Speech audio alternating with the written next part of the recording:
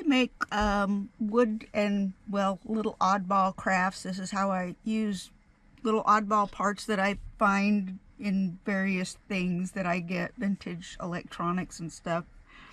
So I was looking at what do I do if I want to put in a joint, and I found these little barrel hinges, and I'm quite excited about using them.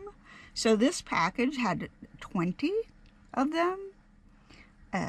So I've got lots, and I just am excited to see what I'm going to do with these.